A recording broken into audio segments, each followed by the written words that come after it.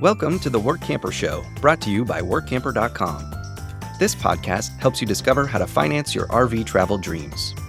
Each one of our episodes will introduce you to people who are already living the RV lifestyle or to work camping opportunities all around the U.S. You'll also learn how to hit the road the right way and make the most of every opportunity. Now let's turn over today's show to your host, Greg Gerber. Today I'm privileged to interview a single father who is RVing around the country with his 12-year-old son and 10-year-old daughter. Their journeys prompted him to start a platform called RV'ing Dad Adventures on Facebook. Today's episode is sponsored by Workamper News, much more than just a job listing website. When you put the tools of this professional service into action, you'll find out just how easy it can be to turn your work camping dreams into reality. A Workamper membership opens the door to a one-stop shop for all things work camping. Being the original resource for work camping, you'll find the largest number of job listings, be able to connect with a community of work campers, and view resources compiled by experts who've been enjoying the RV lifestyle for many years. If you're serious about leading a successful and enjoyable work camping lifestyle, then membership is for you. Join today at www.workamper.com. Embark on new adventures today with the support of Workamper News behind you. Brandon Bowles is the founder of RV'ing Dad Adventures. He's been traveling full-time with his two children, Wyatt and Everly, for the past 6 years. His journey into RV life began when he was trying to buy a home in the Tampa area before COVID, but found the housing market to be out of reach. Instead of giving up on his dream of providing stability for his family, he bought an RV, parked it for a while at MacDill Air Force Base, and eventually hit the road to explore America with his kids. A U.S. Army veteran, Brandon turned his mechanical skills into a new mobile career after completing training at the National RV Training Academy in Athens, Texas. He became a certified mobile technician and began full-time RV services, a business that travels wherever he and his children choose to go. The ability to fix his own RV and to help others has given him both freedom and flexibility on the road. While work camping provided income in the early years, Brandon now receives full disability compensation from the VA, which allows him to focus more on creating experiences with Wyatt and Everly. To tell us more about how his family discovered a love of adventure that has taken them from the Grand Canyons in Mesa Verde to mountain trails in Colorado, please welcome Brandon Bowles to the show. Thanks for joining me today, Brandon. I really appreciate the time. How long have you been RVing? In March will be 6 years. 6 years. So what caused you to go full-time? It was pre-COVID, and we were trying to buy a house down in the Tampa area. And just wasn't happening because of the situation where everybody was offering more what the house was valued at. Absolutely. So you hopped in the RV and hit the road. We stayed put for a little while there at MacDill Air Force Base, and they went from there and just started bouncing after that. Are you an Air Force veteran? No, I'm Army veteran. It was more economical to stay on the Air Force Base than it was any of the RV parks off base. I can imagine. So thank you for your service, by the way. And I appreciate that. Yeah. Now, do you travel with two kids, right? Yeah. I've got a 10-year-old and a 12-year-old. Travel with me full time. Just me and them two. Just you and them two. Would you like me to include their names in the podcast? Sure, Wyatt and Everly. Wyatt is the 12-year-old. And Everly is 10 years old. Super. And what kind of RV do you have? I have a 2007 Sportster by KZ. It's a 40-foot toy hauler. Wow, that's a big one for the three of you, but that must give you plenty of room. Okay, why'd you pick that? It was easier to get one of these versus a bunkhouse down in the Panhandle, Florida. Okay. And this one has the double Happy Jacks bunk bed in the garage. Okay, so the kids' room is in the back in the garage? Yes. What attracted you to the work camping lifestyle or the RVing lifestyle? I started getting into it just actually a couple years ago. I started out actually doing regular jobs. I found the actual work camping Facebook page and thought it would be neat to just travel more than got into it. Our first move, fortunately, was moving from Tampa to Household, and that's where I was working a property management company, and we left there, went over to Athens, Texas for the RV school. Okay. You went to the National RV Training Academy. To become an Yes. inspector or a technician? Mobile technician. Okay. And do you do that on the road? I don't do it as much as I like. I'm fine with it nowadays. Extra cash for us to do extra adventures. Oh, I can imagine. And it also saves you money by allowing you to fix your own RV. Yes. Yeah. And that was the biggest reason for taking that course. In one, I need to know how to fix. What did you think of the course? That was a great course. I wished it was just a little bit longer and a little bit more in depth, but it covered pretty much a lot of the basics on ACs and the refrigerators Okay. and the water heaters. Did you take the basic course or did you go through and get your certification? I went through and done my certification, 7-week course with them. Okay. And it's good. You found some jobs outside fixing RVs wherever you go, I would imagine. Yes, I actually started after that school. I started up a mobile RV repair for myself, which is called Full-Time RV Services, and it's located wherever we are. How do you find your clients? Registered with the webpage rvhelp.com. It's one of the pages I suggest a lot of people to. Here, and it's not for me because it will find you a local registered and certified technician as well as an inspector. Okay. I've heard it's as easy as putting a sign outside your RV saying certified RV technician inside, and pretty much people knock on your door because they all have problems. And it's the reason I've got the QR code on the back window of my truck. Great idea. What did you do before you started RVing? Beforehand, I was working for the city of Tampa under their wastewater department, which I've done a lot of different things. Before that, I worked as a mechanic at a few different shops as well as Ford, then some factories and stuff like that. I just never really liked entertaining the homestead lifestyle sitting still. Oh, I agree on that. So do you support yourself through fixing RVs or do you do other work camping jobs or are you self-employed in some other way? That's more or less part of the income. Just this year, I ended up getting my 100% disabled compensation to the VA. So that's the main source of income. Before that, it was pretty rough working the normal jobs and trying to move around as well. And the kids are old enough that they can pretty much take care of themselves. So that's got to be a big help for you. Yes. Do yeah. they like RVing? Yeah, they do. They love it. I've been able to find new friends and just meeting different people and seeing different areas. Mm-hmm. Today, they're over at the pool just in front of us here. They're playing with a few different kids that they just met the other day. Okay. That's neat. And they're homeschooled or road schooled? This is their first school year that they are doing, they homeschool virtual school. Beforehand, we would sit still long enough for a school season or school year to pass. Then we would be on the move somewhere else. Also, they were going to an actual school at some of these places that you visited. Yeah, they were doing traditional schooling before this school season. Which one do they prefer most? They like doing the virtual school a lot better because they're finished within 3.5 hours a day. That's about right. Yeah, and then they can study pretty much what they want to do.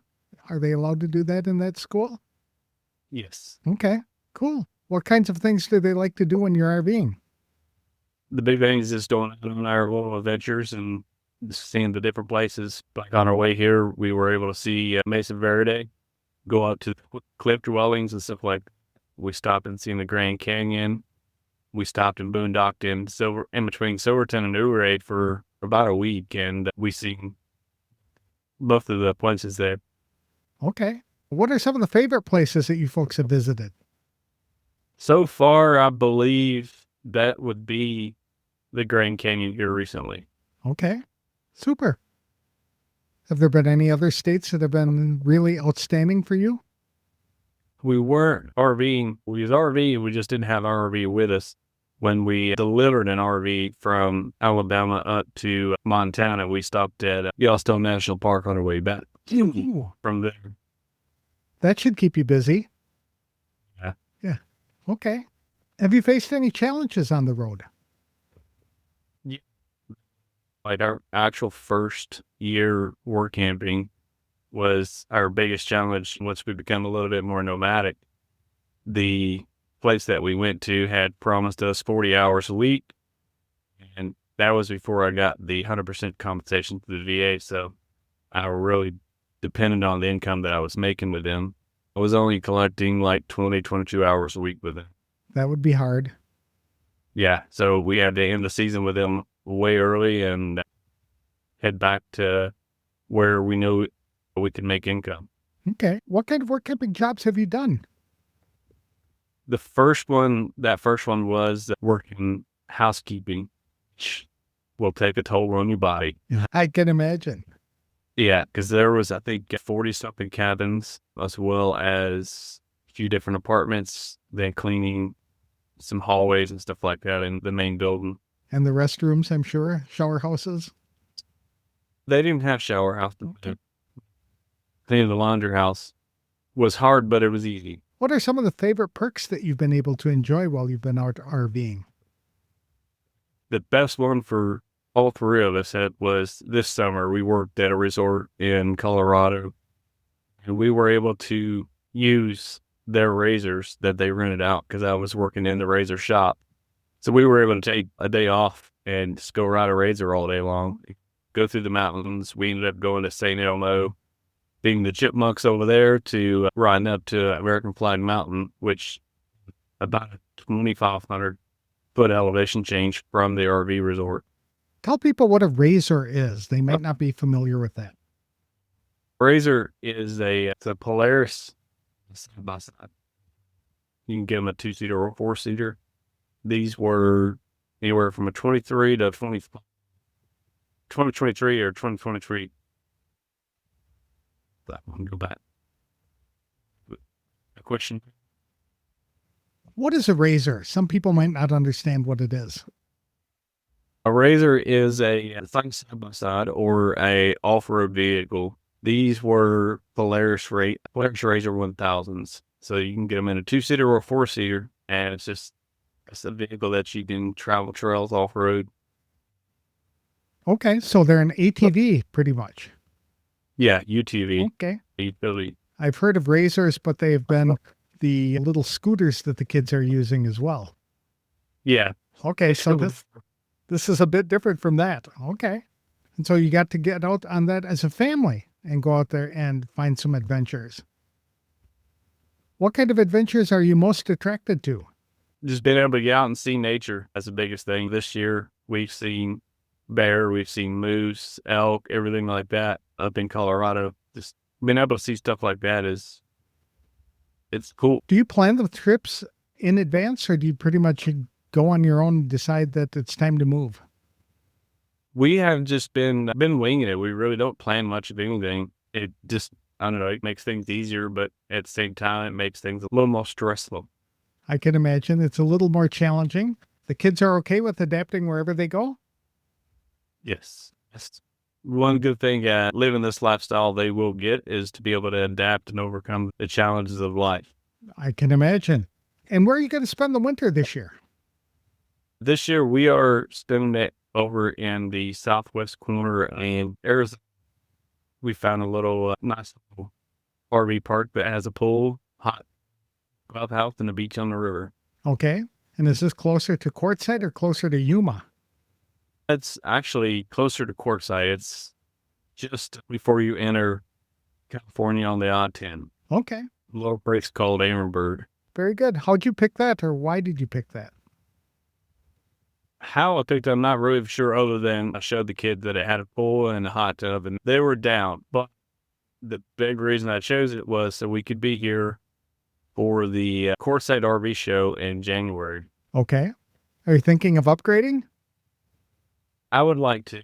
We'll see how that works out later on, but I don't foresee upgrading while we're here. Okay. That makes sense. You started a YouTube channel called RV'ing Dad Adventures. What prompted you to do that, and what kinds of things do you talk about on that channel?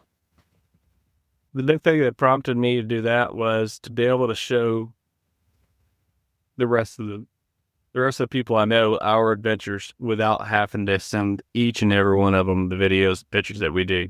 they can go view it for themselves, but as well as I guess you could say a video diary for the kids later on. They can go back and watch the videos and see these adventures. Do the kids help produce the videos as well, or do you do it all?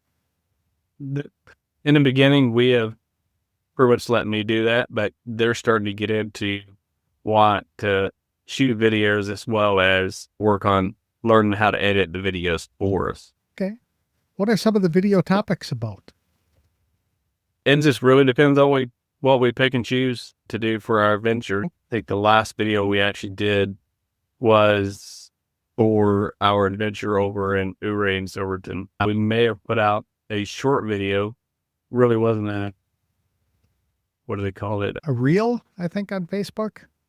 It was it's probably more of just a reel for Facebook over at the Mesa Verde National Park. If you had to start over again, would you do anything differently?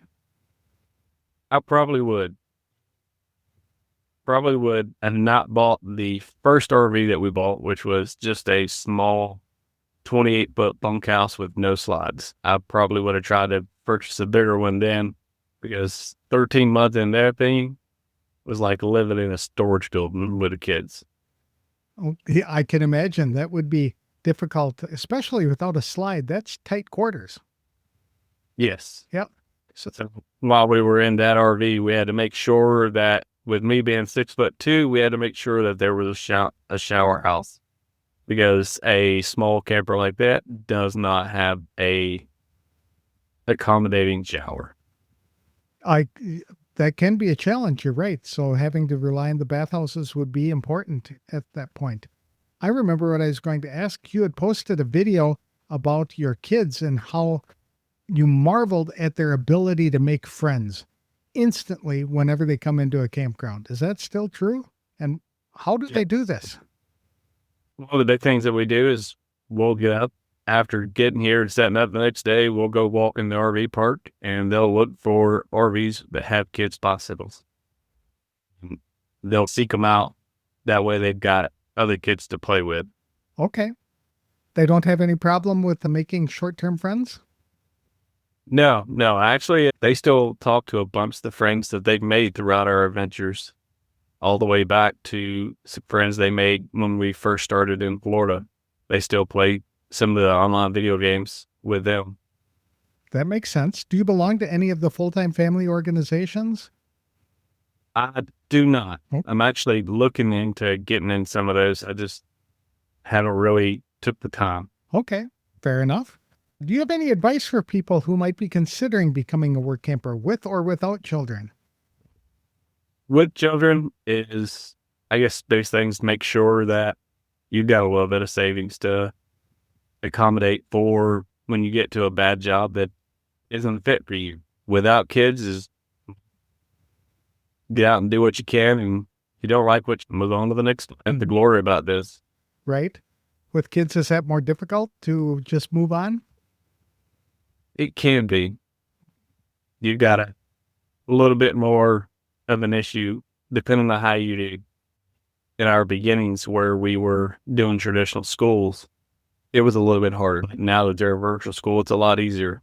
And that would be the other big thing is, if you're going to do it with kids, get them in virtual school or online school, homeschool, whatever you want to call it, before you get to moving around. Oh, get them used to that. That makes sense. Yeah. Otherwise, that's kind of a big adjustment to go from your sticks and bricks home into an RV and then changing from a regular school to virtual school all at the same time. I imagine that would be stressful. Yeah, it can be. Have you had problems having kids together confined within 400 square feet? Do they still get along with each other? It's not much different than being a small, let's just say, 2-bedroom apartment like we were in Tampa. We went from a 2-bedroom, 700 square foot apartment to a smaller, I think it was probably 250 square foot RV. Wow. That teaches them that they have to be mindful of what they bring into the RV though, right? So they don't have a lot of junk hanging around with them all the time? Or that one, Wyatt, not so much. She's got a lot of toys. She collects horses and dolls right now, so she has a lot of those. Okay, that's cool. How can people connect with you or follow you on Facebook or Instagram or TikTok, whatever it is, the platforms that you're on? Right now, we only really keep up with our Facebook, Okay. which is RV'ing Dad Adventures Facebook page. We're working on some videos, getting some content ready to put out on our YouTube channel and get back to that. The reason that died out is while we were in Colorado, there for a little while, I was working 90 plus hours every 2 weeks. Oh, working my. on the region. Okay. You were working what? About 90 to 95 hours every 2 weeks. Okay. Fixing things or for the job that you had? For the job that I had, I was their razor technician, I guess you can say. Okay. That's how you got access to the razors to go out and tool around on your own adventures. That's neat. If a customer went out and broke it, I fixed it. Then I had to go out for a test run. You go and you just happen to take the kids with you on a couple occasions. Yeah, super. Thank you for sharing your story with me today, Brandon. I appreciate it. It's neat to see a single guy with his kids out RVing. That's something you don't see a lot of. And No, you don't.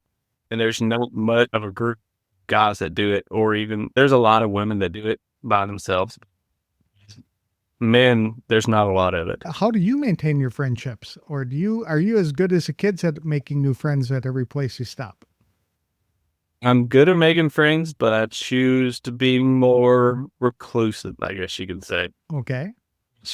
Can be a good thing, could be a bad thing. It helps keep the RV park drama down out of the house. But every now and then, it feels good to get out and go hang out with some people. That's neat. What are some of the things you do to take care of yourself when you're on the road? There's a couple days a week, I wouldn't say venture away from the kids, let them do their thing inside, and I'll go hang out and do my own little thing for a couple hours and just get some sanity time. Take time. I love it. That's an important aspect of RVing, especially RVing with kids, I'm sure. So thank you again for sharing your story with me. I really appreciate it. Yeah, no problem. You take care.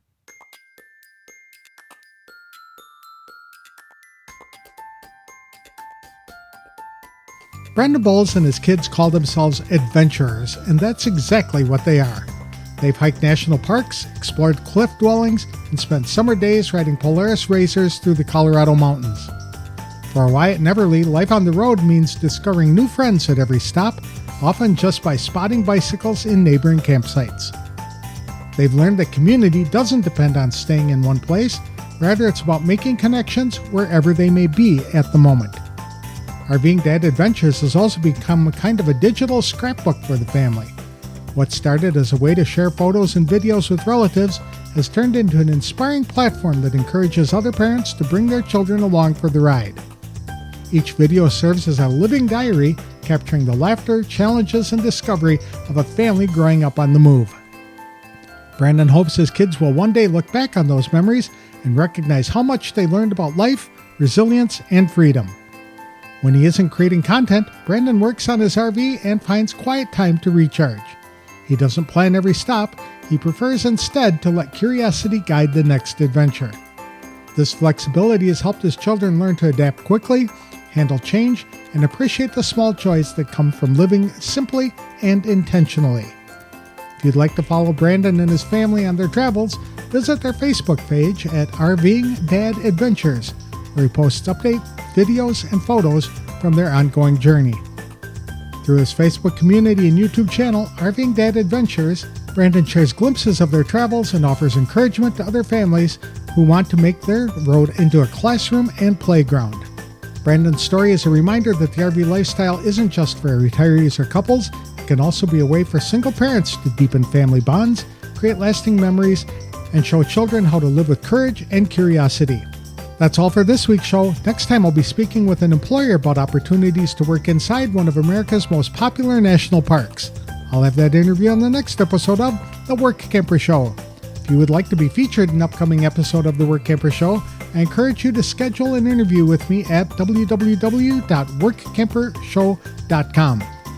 We'd love to hear about your work camping experiences, how you got started RVing, and what you love and dislike about the RVing lifestyle. Help others to explore all the different ways to live this great lifestyle by sharing your story. If If you're an employer of work campers, we invite you to be on the podcast too. Share all of the details of your work camping jobs in the future episode. It only costs a little bit of your time.